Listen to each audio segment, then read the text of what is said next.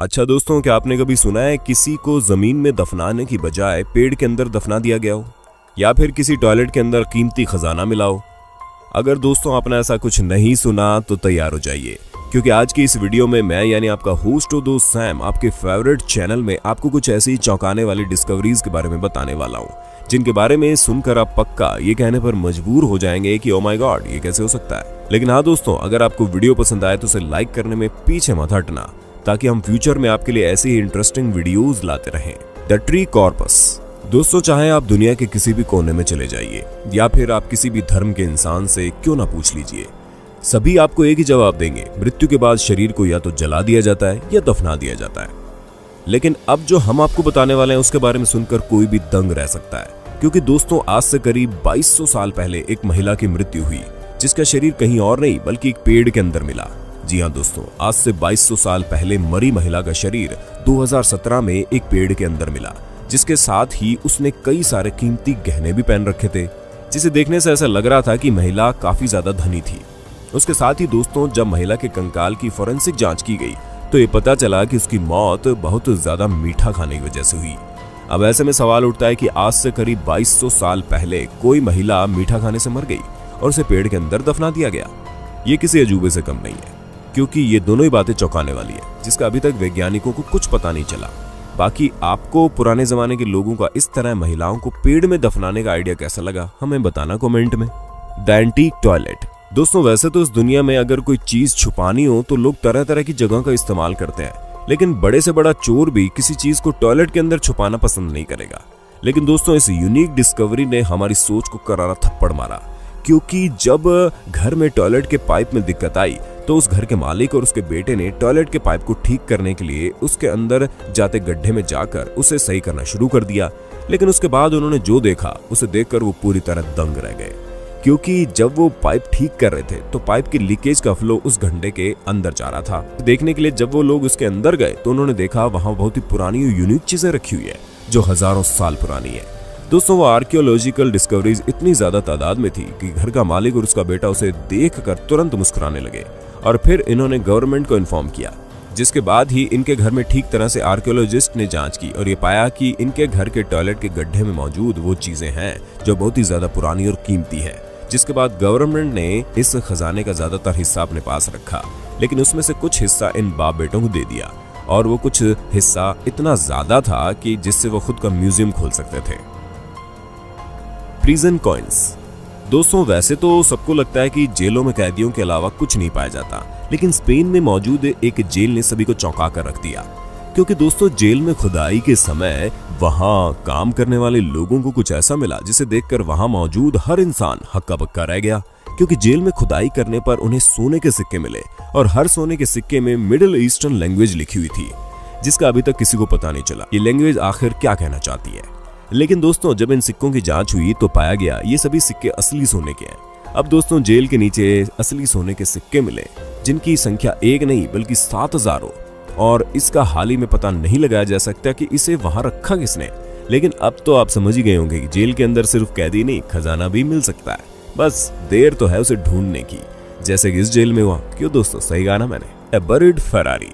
दोस्तों, सन 1978 में Los Angeles में कुछ बच्चे मिट्टी में खेल रहे थे, तभी उन्हें कुछ ठोस चीज का एहसास हुआ, जिसके बाद जब उन्होंने उस पर हाथ मारा तो देखा ये ठोस चीज बहुत बड़ी है। जिसके बाद उन्होंने अपने पेरेंट्स को बताया, और जब उस जगह की ठीक से जांच हुई तो पाया गया कि वहां पर और कुछ नहीं बल्कि एक फेरारी कार थी, जिसे देखकर हर कोई दंग रह गया। भला फेरारी कार जमीन के अंदर कैसे आ गई? और दोस्तों, ये सवाल सबके मन में आ रहा था कि ये कार किसने यहाँ पर लाई होगी। तो दोस्तों, इसके लिए आपको इसके पीछे की कहानी जाननी होगी, क्योंकि सन 1974 में रोसेंडो नाम के एक शख्स ने इस कार को अपनी बीवी को गिफ्ट करने के लिए खरीदा था, और कार खरीदने के 2 महीने बाद जब ये लोग बाहर घूमने आए तो इनकी कार चोरी हो गई, जिसके बाद इनकी कार का कुछ पता नहीं चला। फिर उसके 4 साल बाद ये कार जमीन के अंदर छुपी हुई मिली। ऐसे में दोस्तों, ये बात किसी को नहीं पता चली कि ये कार यहाँ पहुंची कैसे। लेकिन दोस्तों, अगर आप गौर करें तो ये बात पचने वाली नहीं है कि इतनी बड़ी कार को कोई जमीन के अंदर छुपा देता है और आसपास किसी को पता ही नहीं चलता। ऐसे में ये केस अपने आप में मिस्ट्री बना हुआ है, जो अभी तक सॉल्व नहीं हो पाई है। World war II explosives.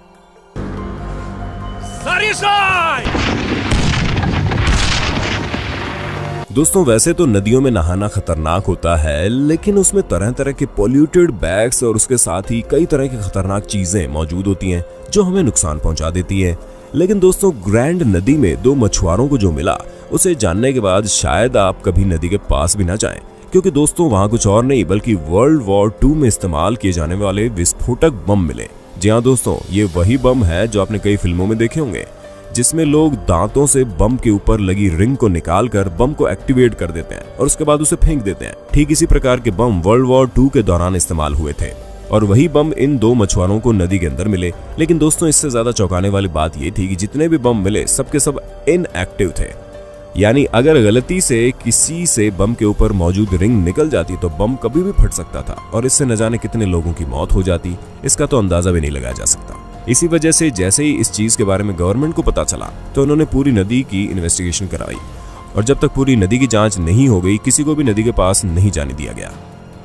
Declaration of independence. दोस्तों अमेरिकन के लिए 4 जुलाई बहुत ही ज्यादा खास दिन है, क्योंकि 4 जुलाई 1776 को अमेरिका को ब्रिटिशर्स से आजादी मिली, जिसके बाद अमेरिका गर्व से कह सकता है कि वो अब आजाद देश है, जिसका पूरा प्रमाण एक पेज में प्रिंट कराया गया और जिसकी कॉपीज आपको आसानी से मिल जाएगी, क्योंकि बहुत से लोग इसकी कॉपी खरीद कर अपने घर में फ्रेम करा के रखते हैं।